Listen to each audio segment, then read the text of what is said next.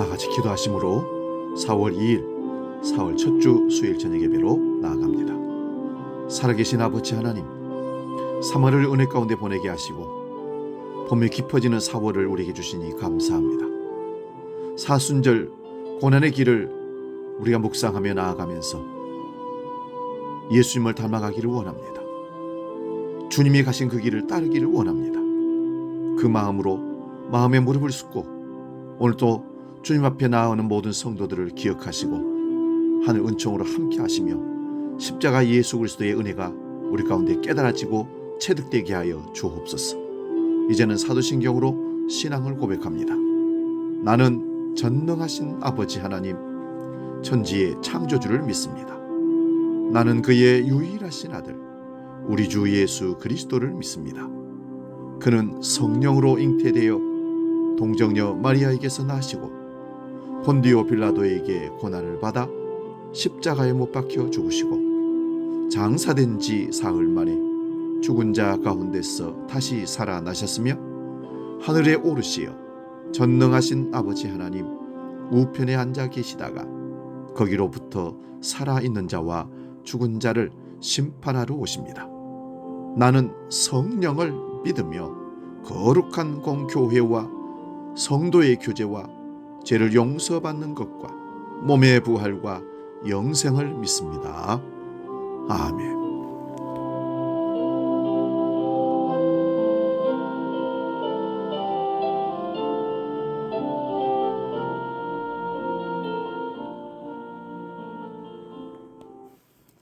찬송가 177장 오랫동안 고대하던 함께 찬송합니다.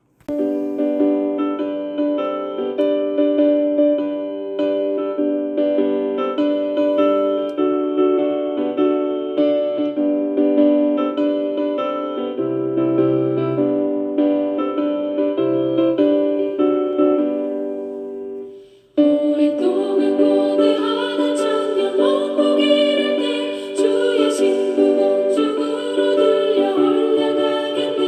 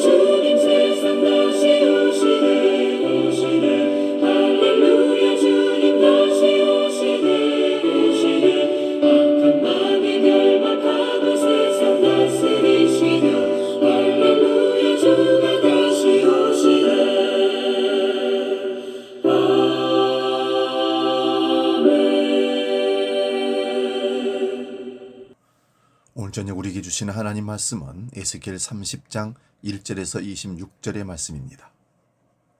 구약성경 에스겔 30장 1절에서 26절 말씀인데요. 길기 때문에 1절부터 6절 봉독하고 마지막 26절 봉독하면서 말씀 상고하도록 하겠습니다. 제가 봉독할 때에 살아계신 하나님의 음성을 들을 수 있기 바랍니다. 지금 봉독합니다. 또 여호와의 말씀이 내게 임하여 이르시되 인자야 너는 예언하여 이르라. 주 여호와께서 이와 같이 말씀하시되 너희는 통곡하며 이르기를 슬프다 이 날이여 하라. 그날이 가깝도다. 여호와의 날이 가깝도다. 구름의 날일 것이요 여러 나라들의 때이리로다. 애굽에 칼이 임할 것이라.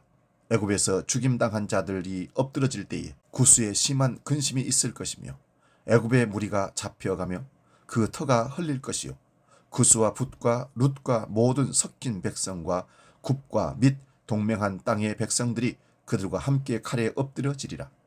여호와께서 이같이 말씀하셨느니라.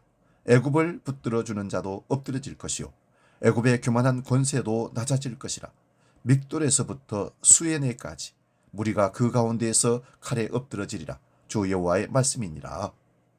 26절 말씀 봅니다. 내가 애굽 사람을 나라들 가운데 흩으며 백성들 가운데로 해치리니 내가 여호와인 줄을 그들이 알리라. 아멘. 오늘 봉독한 말씀으로 에스겔 강의 40번째 그날이 가깝도다 이런 제목으로 말씀 상고하면서 은혜를 나눕니다. 여호와 하나님의 말씀이 에스겔에게 또 임했습니다. 7개의 신탁 중에 유일하게 날짜가 나오지 않은 신탁이 1절부터 16절의 말씀입니다. 그러나 이 시기는 앞뒤의 시간과 거의 비슷한 때로 봅니다. 7개의 신탁 전체가 애굽에 대한 심판의 말씀입니다. 지난주에 본 말씀에서 애굽에 멸망하는 이유는 두 가지였습니다. 하나는 애굽의 교만이었으며 다른 하나는 예루살렘의 의지가 되었기 때문입니다. 예루살렘을 도와주고 예루살렘이 기대하게 만들었다는 의미입니다. 에스겔 30장 1절에서 3절을 보면 에스겔에게 임한 여호와의 말씀은 예언하라고 합니다. 그 예언하라는 내용의 시작이 먼저 통곡하라고 합니다. 통곡하며 말하기를 슬프다 이 날이여 라고 합니다. 여기서 날에 대하여 많이 나옵니다. 이 날이 슬픈 날이며 이 날이 가까우며 이 날이 여호와의 날이며 이 날이 구름의 날이라고 합니다. 그리고 이런 날이 여러 나라의 때라고 합니다. 이 날을 하나로 압축하면 여호와의 날입니다. 여호와의 날이 처음에 이스라엘 백성들에게는 좋은 소식이었습니다. 여호와께서 적들을 물리치시고 이스라엘에게는 승리와 기쁨을 주시는 날입니다. 지금도 육적인 유대인들은 그러한 날을 기다리고 있기에 십자가에 못 박히고 3일 만에 부활하신 예수 그리스도를 믿지 않습니다. 이들이 기다린 날이 여호와의 날입니다. 그런데 이미 구약에서 여호와의 날이 이스라엘 백성들에게 구원의 날이 아니라 심판의 날이 됨을 여러 곳에서 말씀하고 있습니다. 아모스 5장 18절에서 20절 말씀 봅니다.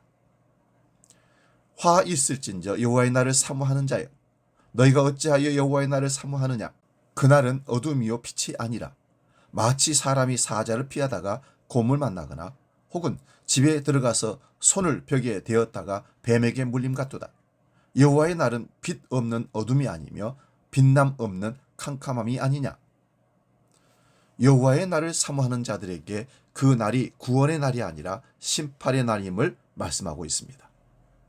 그 이유는 이어지는 말씀을 보면 형식적인 종교적인 절기와 성회와 희생의 제사를 지내면서 공의와 정의가 사라진 북이스라엘의 상황을 고발하고 있습니다.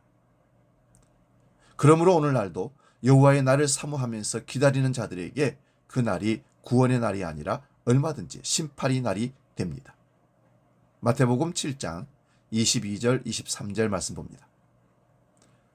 그날에 많은 사람이 나더러 주여 주여 우리가 주의 이름으로 선지자 노릇하며 주의 이름으로 귀신을 쫓아내며 주의 이름으로 많은 권능을 행하지 아니하였나이까 하리니 그때에 내가 그들에게 밝히 말하되 내가 너희를 도무지 알지 못하니 불법을 행하는 자들아 내게서 떠나가라 하리라. 예수님께서 말씀하신 그 날도 여호와의 날입니다. 이 날을 아모스의 말씀처럼 구원의 날로 사모하고 기다렸지만 오히려 그 날이 심판의 날이 된다는 말씀입니다. 요엘서 2장 1절 2절 말씀 봅니다. 시온에서 나팔을 불며 나의 거룩한 산에서 경고의 소리를 질러 이 땅 주민들로 다 떨게 할지니 이는 여호와의 날이 이르게 됨이니라. 이제 임박하였으니 곧 어둡고 캄캄한 날이요 짙은 구름이 덮인 날이라. 새벽빛이 산꼭대기에 덮인 것과 같으니 이는 많고 강한 백성이 이르렀습니다. 이와 같은 것이 옛날에도 없었고 이후에도 대대에 없으리로다. 여호와의 날이 어떤 날이라고 합니까? 어둡고 캄캄한 날, 짙은 구름이 덮인 날이라고 합니다. 이러한 여호와의 날은 곧 심판을 말씀하십니다. 그러므로 선지자들이 이스라엘 나라의 여호와의 날을 얘기할 때는 회개하고 주께로 돌아오라는 말씀입니다. 요엘서 2장 12절에서 14절 봅니다. 여호와의 말씀에 너희는 이제라도 금식하고 울며 애통하고 마음을 다하여 내게로 돌아오라 하셨나니 너희는 옷을 찢지 말고 마음을 찢고 너희 하나님 여호와께로 돌아올지어다. 그는 은혜로우시며 자비로우시며 노하기를 더디하시며 인애가 크시사 뜻을 돌이켜 재앙을 내리지 아니하시나니 주께서 혹시 마음과 뜻을 돌이키시고 그 뒤에 복을 내리사 너희 하나님 여호와께 소제와 전제를 드리게 하지 아니하실지 누가 알겠느냐. 여호와의 날을 준비하는 것은 마음을 찢고 주께로 돌아가는 것입니다. 그런데 옷은 사람이 찢을 수 있지만 마음은 어떻게 찢는 겁니까? 요엘서 2장 28절에서 32절 말씀 봅니다. 그 후에 내가 내 영을 만민에게 부어주리니 너희 자녀들이 장래의 일을 말할 것이며 너희 늙은이는 꿈을 꾸며 너희 젊은이는 이상을 볼 것이며 그때에 내가 또 내 영을 남종과 여종에게 부어줄 것이며 내가 이적을 하늘과 땅에 베풀리니 곧 피와 불과 연기 기둥이라. 여호와의 크고 두려운 날이 이르기 전에 해가 어두워지고 달빛이 핏빛같이 변하려니와 누구든지 여호와의 이름을 부르는 자는 구원을 얻으리니 이는 나 여호와의 말대로 시온산과 예루살렘에서 피할 자가 있을 것이며 남은 자 중에 나 여호와의 부름을 받을 자가 있을 것임이니라. 여호와의 크고 두려운 날이 이르기 전에 여호와의 이름을 부르는 자는 구원을 얻습니다. 이 말씀이 사도행전 2장에 오순절에 성령이 임한 말씀으로 성취가 됩니다. 그러므로 오늘 우리가 구약에서 여호와의 날에 대한 말씀을 보면서 지금 회개하고 예수를 믿어야 한다는 말씀으로 보아야 하는 것입니다. 그렇지 않으면 예수님의 재림 시에 구원의 날이 아니라 심판의 날이 됩니다. 그저 교회당에 다니며 교회의 몇몇 가지 일들을 하는 것으로 안심할 일이 결코 아닙니다. 이러한 여호와의 날에 대한 전체적인 내용을 가지고 오늘 본문을 한번 살펴보도록 하겠습니다. 먼저 4절에서 5절 말씀 봅니다. 애굽에 칼이 임할 것이라. 애굽에서 죽임당한 자들이 엎드려질 때에 구스에 심한 근심이 있을 것이며 애굽의 무리가 잡혀가며 그 터가 흘릴 것이요 구스와 붓과 룻과 모든 섞인 백성과 굽과 및 동맹한 땅의 백성들이 그들과 함께 칼에 엎드려지리라. 여호와의 날에 애굽에서 어떤 일이 일어날지를 살펴봅니다. 애굽에 칼이 임하게 됩니다. 이 칼은 바벨론을 상징합니다. 하나님께서 바벨론의 심판의 칼로 사용하십니다. 이러한 심판은 애굽 전역으로 시행이 됩니다. 애굽 전역만이 아니라 애굽과 동맹한 땅의 백성들도 함께 칼에 엎드려질 것입니다. 구스와 붓과 룻과 모든 섞인 백성과 굽과 및 동맹한 땅의 백성들이 그들과 함께 엎드려질 것이라고 합니다. 여기서 동맹한 땅의 백성이란 언약의 땅의 아들들로 번역이 됩니다. 그러면 이스라엘 백성들도 애굽의 동맹군으로 와 있다는 말입니다. 이들은 애굽에 온 이스라엘의 용병들로 봅니다. 이들조차 하나님은 심판당할 것이라고 말씀합니다. 6절에서 9절을 봅니다. 애굽을 붙들어주는 자도 엎드려질 것이며 애굽의 교만한 권세도 낮아질 것이라 합니다. 우리가 지난주에도 살펴보았습니다마는 애굽의 왕이 나일강을 보고서 자신이 만들었다고 자신의 것이라고 하는 교만이 나타났습니다. 그래서 이 나일강을 어떻게 심판하시는지 12절을 봅니다. 내가 그 모든 강을 마르게 하고 그 땅을 악인의 손에 팔겠으며 타국 사람의 손으로 그 땅과 그 가운데 있는 모든 것을 황폐하게 하리라. 나 여호와의 말이니라. 자기가 만들었다고 자기 것이라고 주장하던 나일강이 마르고 그 땅을 악인의 손에 팔아버리게 될 때에 바로 왕의 교만이 꺾어지는 것입니다. 본문 10절에서 19절 말씀 봅니다. 애굽을 바벨론의 느부갓네살 왕의 손으로 심판을 행하십니다. 바벨론의 강포한 군대가 애굽을 쳐서 죽임당한 자로 땅에 가득하게 하겠다고 말씀하십니다. 그러한 심판으로 우상들을 없애며 신상들을 부수며 애굽의 왕들도 끊어지게 합니다. 그리고 각 지명이 나오는 것을 간단하게 말씀하면 애굽의 정치적인 중심 성읍들과 요새가 된 성읍들과 신전들이 있는 성읍들을 다 심판한다는 말씀입니다. 그러므로 애굽과 그 돕는 나라들까지 전체를 심판하시는 겁니다. 이러한 심판이 바로 여호와의 날로서 애굽에 시행되는 것입니다. 본문 20절 21절을 봅니다. 애굽의 바로 왕의 한쪽 팔을 하나님께서 꺾으셨습니다. 그래서 칼을 잡을 수 있도록 싸매지도 못하고 약도 붙이지 못하였다고 합니다. 그 정도로 치명적인 심판을 당하였는데도 그들의 교만이 꺾이지 아니한 것은 아직 한쪽 팔이 남아있다고 여겼기 때문입니다. 이러한 상황은 애굽의 호브라 왕 때의 일로 봅니다. 호브라 왕이 예루살렘의 원병 요청을 받아들여서 군대를 파병한 왕입니다. 애굽의 출병 소식을 듣고서 바벨론 군대가 잠시 예루살렘의 포위를 풉니다. 이것은 바벨론 군대가 애굽을 막기 위하여 예루살렘의 포위를 잠시 풀었는데 이스라엘 백성들은 여기에 새로운 희망을 걸었던 겁니다. 예레미야 37장 7절에서 10절 말씀 봅니다. 이스라엘의 하나님 여호와께서 이같이 말씀하시니라.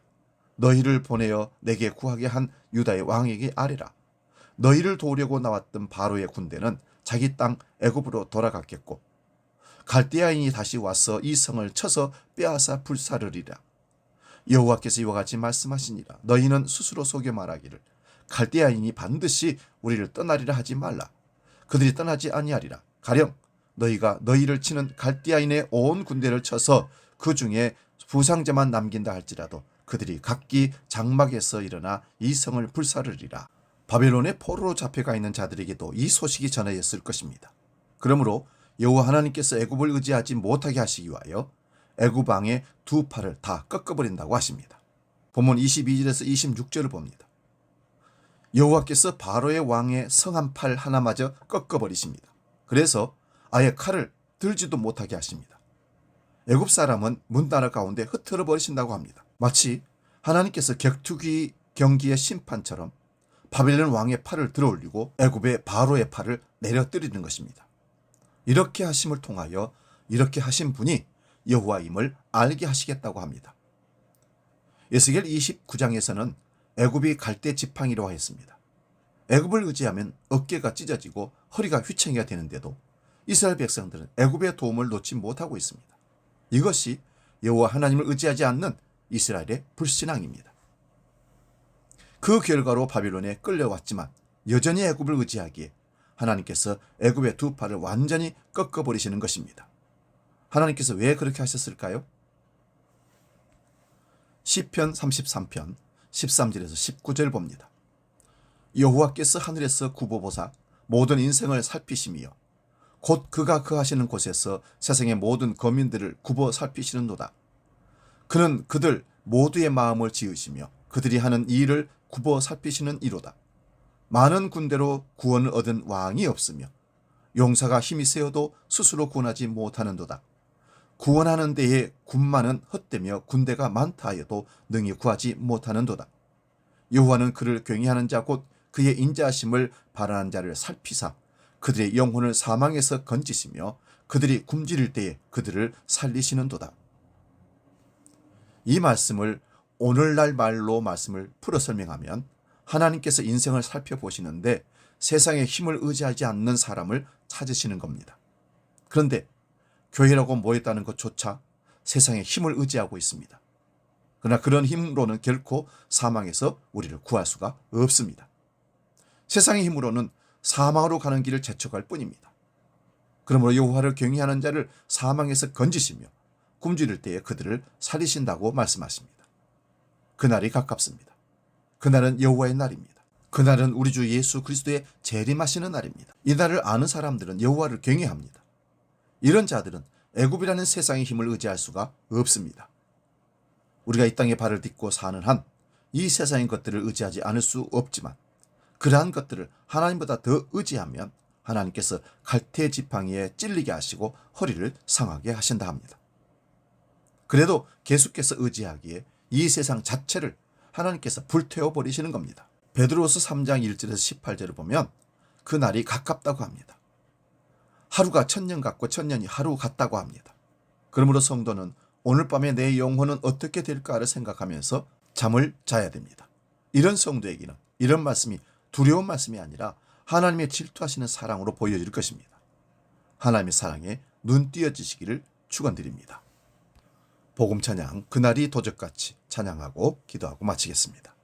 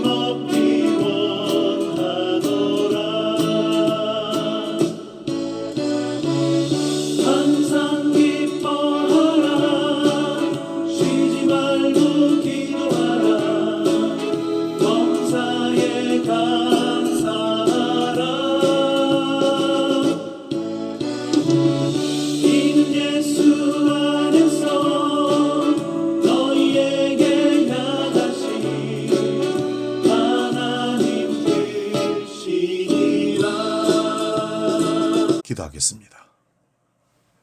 이 땅에 살면서 이 땅에서 우리의 날이 영구할 것처럼 이 땅에 연연하고 살아가는 우리들에게 오늘도 말씀을 주십니다. 그날이 가깝도다.